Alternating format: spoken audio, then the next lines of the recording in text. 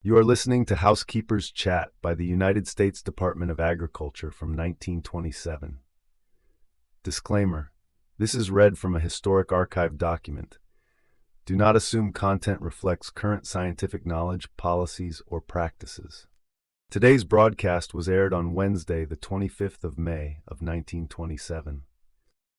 Hints for the home dressmaker are discussed today, mainly cutting a pattern and getting a garment ready for the first fitting. Information on sewing, dinner menu, and recipe from the United States Bureau of Home Economics.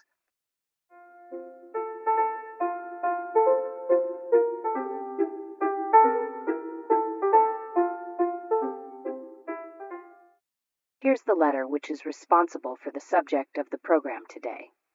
Dear Aunt Sammy, won't you please devote at least one program to the problems of the home dressmaker? My particular problem is getting a dress to fit me. I am a size 38, short and stout. Commercial patterns, size 38, always require altering before they fit me, and even then, my dresses never look quite right about the neck and shoulders. I will appreciate any assistance you can give me. A faithful but neglected listener. Truly, Aunt Sammy is quite downhearted to think she has neglected any faithful listeners. But with such a big audience, it's difficult to get around to everybody, it really is. Now let's see what we can do for a short, stout 38, so that her next summer frock will be as ritzy as any on Fifth Avenue, as smart as the models seen on the Rue de la Paix. Select a style suited to your own figure and buy the make of pattern that you have found easiest to fit. Remember these points about style. On a stout figure, a set-in sleeve is better than the raglan or the kimono style. On a stout figure, raglan and kimono style sleeves mean ugly wrinkles under the arm, which cannot be fitted out. However, these styles are all right on the slender, square-shouldered type. We shall start with the pattern. If you use a commercial pattern, check the measurements of your own figure with those of the pattern, and make the alterations so far as possible before the garment is cut. The most important alteration for a short figure is to shorten the pattern without changing the proportions of the design. Fold a tuck in the pattern halfway between the arm side and the waistline, and another tuck halfway between the waistline and the bottom. Of course, the neck and shoulders and other parts may have to be fitted when the garment is tried on. Another suggestion: if you are an inexperienced dressmaker, choose a firmly woven material which won't stretch and pull out. Now we're ready to talk about cutting. For any type or kind of garment, there are several rules in cutting which should be carefully observed if the dress is to fit perfectly. Instead of cutting the dress first, make a guide or foundation pattern of good quality unbleached muslin, cambric, gingham, or any other firm cotton material. This fitted guide may be used for cutting most any dress. If you use a large checked gingham for your information pattern, the crosswise and lengthwise threads will be easy to follow. A simple dress pattern with a normal shoulder seam, high neck line, and set-in sleeves is best for this foundation model. You can fit your own foundation pattern, but it is better to have help with the fitting. In cutting either the dress or the foundation pattern, keep the pattern straight with both the lengthwise and the crosswise threads of the material, and be sure the material is free from wrinkles and creases. For example, when cutting a sleeve, the lengthwise pattern markings must be kept straight with the lengthwise threads of the material. The underarm seam points at the arm side must fall on the same crosswise threads of the fabric. If the material is folded, lengthwise or crosswise folds must be exactly parallel or at right angles with the selvages. For instance, sometimes when one is cutting a sleeve, it's a great temptation to swing the pattern over just a half-inch off center, so it won't be necessary to piece a small corner. That half-inch off center may ruin the style of the finished garment. Lay the pattern on the material with the least possible waste. Use pins or weights to hold the pattern securely while cutting. Never cut notches in the material. Mark the perforations and notches with chalk or tailor's tacks. Especially in silk and wool garments, Mark the center front and the center back with a long, uneven basting as a guide for accurate fitting and the correct placing of pockets, trimmings, and so on. And here's a bit of dressmaking information I have learned lately from the clothing specialist in the Bureau of Home Economics. To ensure a perfect fit across the back and shoulders of a garment, do this. Before you cut out your dress, be sure that the shoulder line of the back section of the pattern is 1/2 inch longer than the shoulder line of the front section.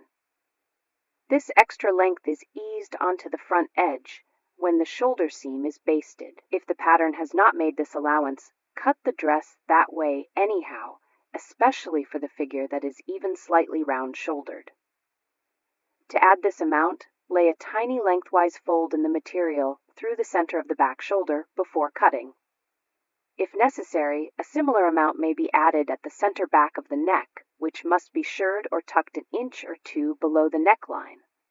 This fullness gives needed room across the shoulder blades. When cutting out a garment, follow the edge of the pattern exactly. Most patterns allow for seams. If the edges are not followed accurately, the garment, when basted up, is larger than intended in some places and smaller in others, and fitting becomes more difficult. After the foundation pattern is fitted, if both sides are alike or nearly so, cut it down the center front and back, and use 1/2 as a pattern for simple dresses, the other as a basis for designing new styles, or fold the pattern down the center and stitch it double. This makes it heavier and allows it to cling more closely to the material when used. This foundation pattern must not stretch, so stitch all the pieces 1/8 inch from the edge. Stitch all the seam and dart lines with contrasting thread, so the pattern will be reversible. Mark the straight of the material in each piece of the cloth pattern by making a slash 6 to 8 inches long, exactly following a thread of the material. If the two sides are very different, save the whole pattern and mark plainly the right and left sides. If there are darts marked in the pattern, baste these carefully with a small running stitch before any of the seams are made. Before basting a seam, place pins the entire length, every 4 to 6 inches, at right angles to the seam line. This will keep one side from stretching more than the other. Holding the bias side next to the worker when basting also helps prevent stretching. When making garments of firm materials which have been cut by a fitted foundation pattern, no basting is necessary if the seams are carefully pinned. Never fit a garment wrong side out.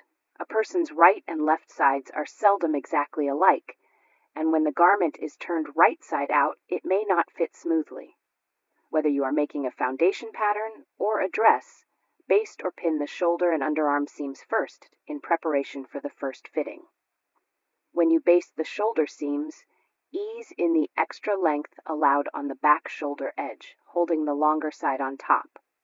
If you add extra width at the center back of the neck, take it up by shirring or by making a group of tiny tucks. On some figures, such a group of tucks improves the appearance, even if allowance was not made for them.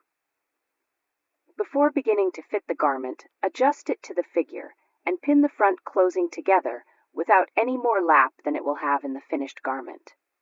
If the dress is to have a belt or sash, adjust a tape to mark the line and slope it down slightly from the back toward the front. This so-called waistline can be lowered or raised to suit the individual figure. As it is a horizontal line, it should not be placed so as to divide the garment in 2 equal parts. This concludes our dressmaking talk for today. I shall try to give you more information on sewing sometime soon. If you will take your pencils now, I'll give you a dinner menu which is particularly appropriate for spring days. Everybody have a pencil? The dinner menu includes baked eggs and cheese, peas, new potatoes with parsley butter, and strawberry shortcake. Perhaps I'd better give you directions for making baked eggs and cheese in case the combination is new to you. Break the desired number of eggs in a shallow greased earthenware or glass baking dish. Add a few tablespoons of cream and salt enough to season, and sprinkle over the top grated cheese mixed with fine dry breadcrumbs. Set this dish in a pan containing hot water and bake in a moderate oven until the eggs and the crumbs are brown. Just before serving, Add a few dashes of paprika. To repeat the menus, baked eggs and cheese, peas, new potatoes with parsley butter, and strawberry shortcake.